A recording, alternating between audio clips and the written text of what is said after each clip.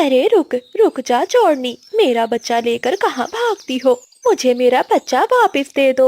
बिजली कभी चीखती हुई ऐसे एक कभी के पीछे उड़ रही थी। उस कभी के पास एक छोटा सा बच्चा था।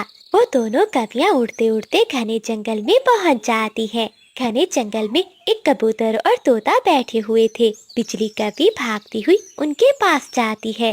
तोते और कबूतर भैया, मेरी मदद करो। एक कभी मेरा बेटा लेकर भाग रही है, मुझे मेरा बच्चा वापस दिलवा दो। तभी वो दूसरी कभी भी जोर जोर से रोती हुई चीखती है। नहीं तोते और कबूतर भैया, ये मेरा बेटा बबलू है। मैं ही इसकी असली माँ हूँ और मैं इस पागल कवि से अपने बच्चे को बचाने के लिए उड़ रही हूँ। उन दोनों कवियों की बातें सुनकर तोता और कबूतर घबरा जाते हैं। उन दोनों की समझ में कुछ भी नहीं आ रहा था, इसलिए वो फैसला करते हैं।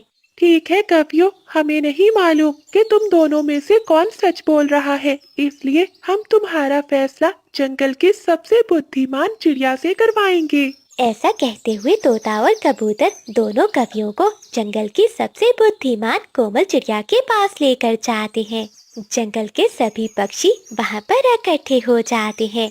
फिर तोता सारी बात कोमल चिड़िया को बताता है।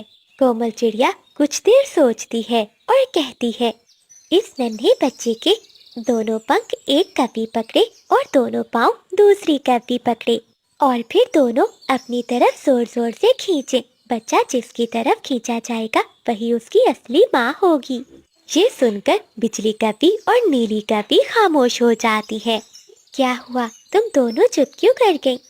वो दोनों कवियाँ रोने लगती है और कहती है, मेरा नन्हा छोटा बच्चा दर्द से रोएगा, इसलिए मैं ऐसा नहीं कर सकती। हाँ चिड़िया बहन, मैं अपने बच्चे को इतने दुख में नहीं देख सकती। ये सुनकर चिड़िया बहुत हैरान होती है, क्योंकि असली माँ ही ऐसा सोच सकती है। अब चिड़िया दूसरा उपाय निकालती है।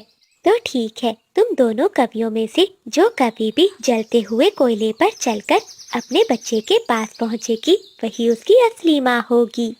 लेकिन चिड़िया की ये कोशिश भी नाकाम रहती है। बिजली कवि और नीली कवि दोनों ही जलते हुए कोयलों पर चलकर बच्चे तक पहुंच जाती हैं। अब तो मामला और भी ज्यादा बढ़ गया था। दोनों कवियां तो आपस में लड़ रही थी कि बच्चा उनका है। कोमल चिड़िया कुछ देर सोचने लगती है और फिर कहती है, तुम दोनों कवियां 2 दिन इस बच्चे से दूर रहोगी। जो असली माँ होगी वही ऐसा कर पाएगी। लेकिन इस शर्त को पूरा करने के लिए वो दोनों कवियां राजी नहीं होती। तभी बिजली कवि चिड़िया से कहती है, कोई माँ भी अपने बच्चे से पल भर के लिए दूर नहीं रह सकती। फिर 2 दिन भला मैं अपने बबलू के बिना कैसे रहूंगी? हाँ चिड़िया बहन, कोई माँ भी अपने बच्चे से दूर नहीं रह सकती। फिर 2 दिन मैं अपने बच्चे के बिना कैसे रहूंगी? मैं मर जाऊंगी। बिजली कवि चीखते हुए बोलती है, ये झूठ बोल रही है, बच्चा मेरा है। मैं अपने बच्चे को घोंसले में सुला रही थी कि तभी ये कवि खिड़की से आकर मेरे बच्चे को लेकर भाग गई।